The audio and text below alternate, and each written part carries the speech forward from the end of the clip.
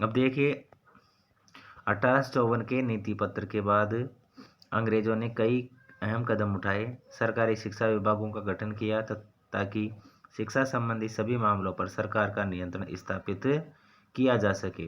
विश्वविद्यालय शिक्षा की व्यवस्था विकसित करने के लिए भी कदम उठाए गए। 1857 में जब मेरठ और दिल्ली में सिपाही विद्रोह कर रहे थे, उसी समय कलकत्ता, मद्रास और बम्बई विश्वविद्यालयों की स्थापना की जा रही थी।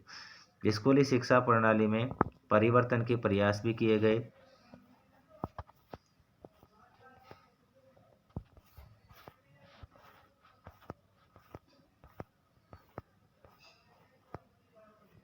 अब देखिए, स्थानीय पाठशालाओं का क्या हुआ। क्या आपको कुछ अंदाजा है कि अंग्रेजों से पहले या बच्चों को किस तरह पढ़ाया जाता था? क्या आपने कभी सोचा है कि उस समय बच्चे स्कूल जाते थे या नहीं? और अगर स्कूल थे तो ब्रिटिश शासन के तहत उनका क्या हुआ? विलियम एडम की रिपोर्ट है। 1830 के दशक में स्कॉटलैंड से आए ईसाई प्रचारक विलियम एडम ने बंगाल और बिहार के जिलों का दौरा किया। कंपनी ने उन्हें देसी स्कूलों में शिक्षा की प्रगति पर रिपोर्ट तैयार करने का जिम्मा सौंपा था। एडम ने रिपोर्ट तैयार की, वह दिलचस्प थी। एडम ने पाया कि बंगाल और बिहार में 1 लाख से ज़्यादा पाठशालाएं हैं। ये बहुत छोटे छोटे केंद्र थे जिनमें आमतौर पर 20 से ज़्यादा विद्यार्थी नहीं होते थे। फिर भी इन पाठशालाओं में पढ़ने वाले बच्चों की कुल संख्या काफ़ी बड़ी, यानी कि 20 लाख से ज़्यादा थी।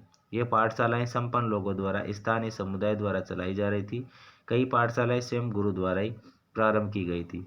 शिक्षा का तरीका काफ़ी लचीला था। आज आप जिन चीज़ों की स्कूलों से उम्मीद करते हैं, उनमें से कुछ चीज़ें उस समय की पाठशालाओं में भी मौजूद थी।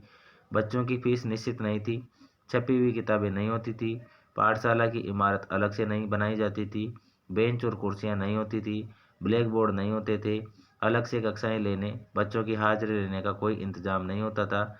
सालाना इम्तिहान और नियमित समय सारणी जैसी कोई व्यवस्था नहीं थी। कुछ पाठशालाएं बरगद की छांव में ही चलती थी, तो कई गांव की किसी दुकान या मंदिर के कोने में या गुरु के घर पर ही बच्चों को पढ़ाया जाता था। बच्चों की फीस उनके माँ बाप की आमदनी से तय होती थी। अमीरों को ज़्यादा और गरीबों को कम फीस देनी पड़ती थी। शिक्षा मौखिक होती थी और क्या पढ़ाना है, ये बात विद्यार्थियों की ज़रूरतों को देखते हुए गुरु तय करते थे। विद्यार्थियों को अलग कक्षा में नहीं बिठाया जाता था, सभी एक जगह एक साथ बैठते थे। अलग अलग स्तर के विद्यार्थियों के साथ गुरु अलग से बात कर लेते थे।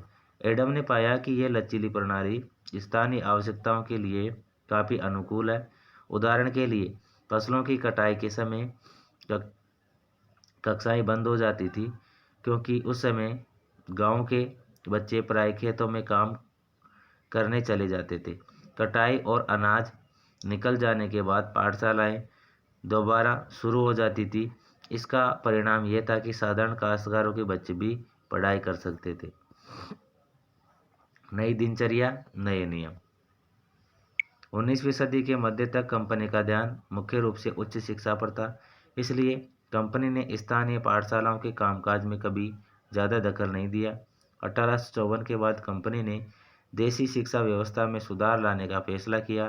कंपनी का मानना था कि इसके लिए मौजूद व्यवस्था के भीतर ही बदलाव किए जा सकते हैं। कंपनी एक नई दिनचर्या, नए नियमों और नियमित निरीक्षणों के जरिए पाठशालाओं को व्यवस्थित करना चाहती थी। इसके लिए क्या किया जा सकता था? कंपनी ने क्या कदम उठाए? सबसे पहले तो कंपनी ने बहुत सारे पंडितों को सरकारी नौकरी पर रख लिया। इनमें से प्रत्येक पंडित को 4-5 स्कूलों की देखरेख का जिम्मा सौंपा जाता था। पंडितों का काम पाठशालाओं का दौरा करना और वहाँ अध्यापन की स्थितियों में सुधार लाना था।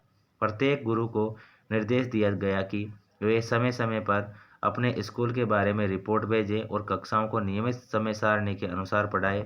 अब अध्यापन पाठ्य पुस्तकों पर आधारित होगा और विद्यार्थियों की प्रगति को मापने के लिए वार्षिक परीक्षाओं की रूपरेखा तैयार की जाने लगी।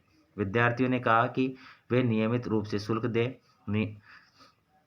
नियमित रूप से कक्षा में आएं, तय सीट पर बैठें और अनुशासन के नियमों का पालन करें।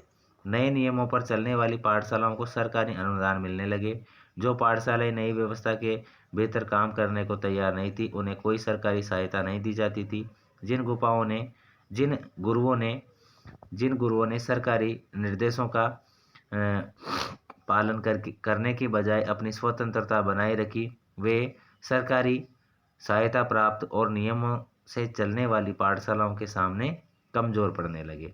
इन नए नियमों और दिनचर्या का एक और नतीजा हुआ, पहले वाली व्यवस्था में गरीब किसानों के बच्चे भी पाठशालाओं में जा सकते थे, क्योंकि शालाओं की समय सारणी काफ़ी लचीली होती थी। नई व्यवस्था के अनुसार अनुशासन की मांग थी, बच्चे नियमित रूप से स्कूल आए। अब कटाई के मौसम में भी बच्चों का स्कूल में आना जरूरी था, जबकि उस समय गरीब घरों के बच्चे खेतों में काम करने जाया करते थे। अगर कोई बच्चा स्कूल नहीं आ पाता था तो इसे अनुशासनहीनता माना जाता था, यानी बच्चा पढ़ना लिखना ही नहीं चाहता। ठीक है।